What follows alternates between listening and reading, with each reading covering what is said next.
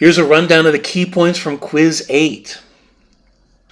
So, Macedonian society, unlike the Greeks. One of the things to bear in mind here is that Macedon itself is not particularly unified. On the one hand, you have the tribal peoples up in the hills surrounding the Macedonian territory, and in the center you have a more urban culture that is directly in contact with the Aegean in terms of people and goods and ideas. And so the result is that Macedon has this sort of dual nature, and one of the interesting things is that it sort of comes across as being a tug of war between the past and the future. On the one hand, Macedon is very conscious of its traditional ways, and on the other hand, it is also conscious of the fact that the Greeks exemplify the very idea of civilization. This is an unchallenged notion throughout all this part of the world, that the Greeks, and all you have to do is just ask them, the Greeks are the most advanced of all civilizations, and so to become a better society is to become more Greek. Because of their economic weakness, because of their physical vulnerability to their surrounding enemies, there is a need to become stronger. There is a need to become more advanced. So as a result of this, we have this push-pull within Macedon. On the one hand, the traditionalist elements are invested in protecting their past and the old ways. And on the other hand, there's a need to produce a Macedon that is better able to stand shoulder to shoulder with the rest of the world around it, better able to protect itself, better able to ensure a strong standard of living for its people. And so the traditional elements are the things that are most unlike the Greeks, most in line with their Indo-European heritage and their tribal nature. Their feudal monarchy in itself is very un-Greek. Drinking undiluted wine to excess, polygamy, their hunting rituals, their burial methods, all these things are distinctively Macedonian and un-Greek and associated with traditional Macedonian ways. In the Macedonian center, we see more Greek influence in terms of art, architecture, education, religion, influence on the language, and so forth. And this dichotomy is part of what's been keeping Macedon divided and vulnerable. What Philip is able to accomplish is to bring about unity. And the interesting thing about Philip is that he exemplifies both of these trends. On the one hand, he embraces the need for Hellenization. He rebuilds the capital city, Pallas, in a Greek style, with Greek architecture, with Greek theaters. He brings in playwrights and philosophers. He educates his son and heir in a very pointedly Greek way, to the point of bringing in the most foremost of the Greek teachers, Aristotle, to train him to think like a Greek, to create a future in a Greekified son and a Greekified capital. At the same time, Philip himself exemplifies everything about the Macedonian past. He is a consummate feudal monarch, playing on his relationships with all of the chieftains. He is an expert at drinking undiluted wine, an expert at polygamy, an expert at hunting. Even his name means lover of horses.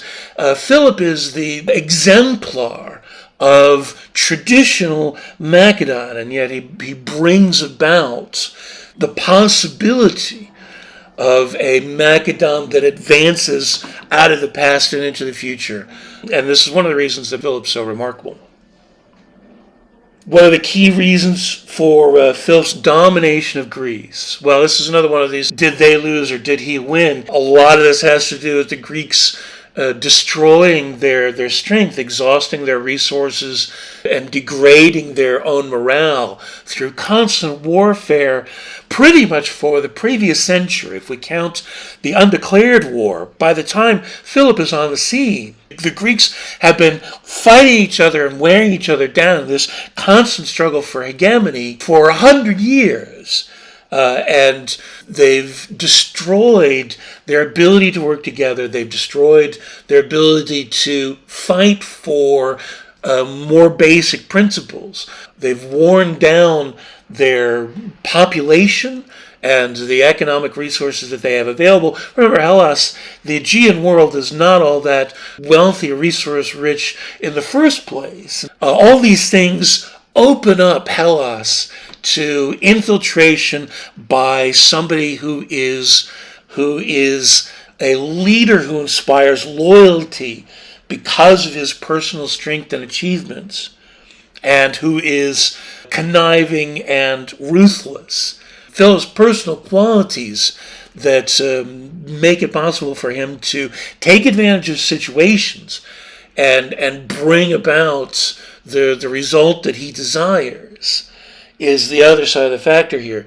The third factor is that the presence of Philip as a unifying force appeals to a number of Greeks who see the division amongst the polis as being disastrous and an invitation for Persian intrusion. Persia being the ultimate enemy, Philip is the only person who offers a means of marshaling all the force of the power of the Aegean toward a common desire, toward a common enemy. In terms of the readings, we see this division in play. The speeches by Demosthenes are a throwback to the golden age of 5th century Athens, using rhetoric to instill the Athenians with inspiration, to stir them to action. And this is the wrong time for that. The Athenians are no longer driven by the idealism of the 5th century.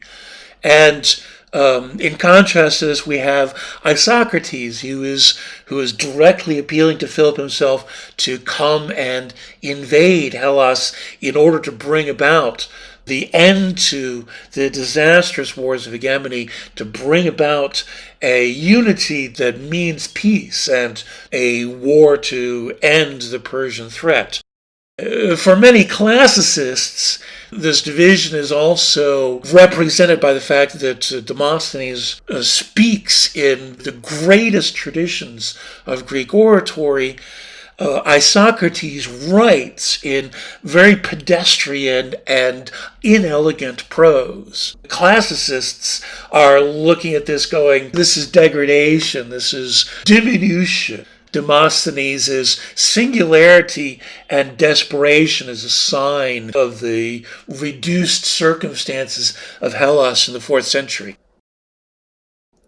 All of the following are true of the Amphictyonic Council of Delphi, except, so it did supervise the Pythian Games. Philip gained a voting majority. He was asked to wage a sacred war over the fight between Thebes and Bacchus.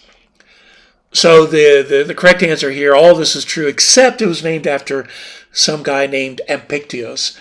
Amphictyony is a word that refers to a confederation of states brought together for a religious purpose and to protect a religious shrine or cult. What do you think were Philip's most important acts as king? There are a number of things that you can talk about here. The unification of Macedon itself, his use of that unification of Macedon in order to bring down the destruction of his Baltic enemies, Thrace and Illyria. His reforms of the military are of immense importance because most of Philip's aims in Hellas are accomplished without war. But when it does come to war, Philip has the advantage because he has reformed his hoplite armies so that not only can they trounce the much less disciplined armies of the Thracians and the Illyrians, but he can defeat Greek armies on the Spartan level.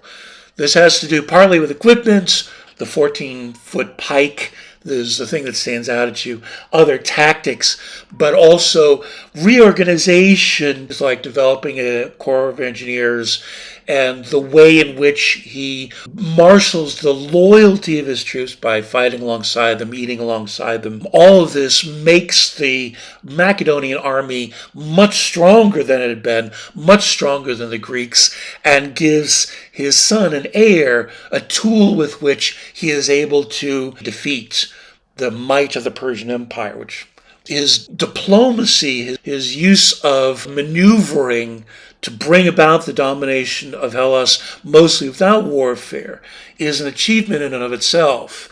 If he had conquered Hellas in a purely military way, he would not have achieved his ends of bringing the Greeks in behind him.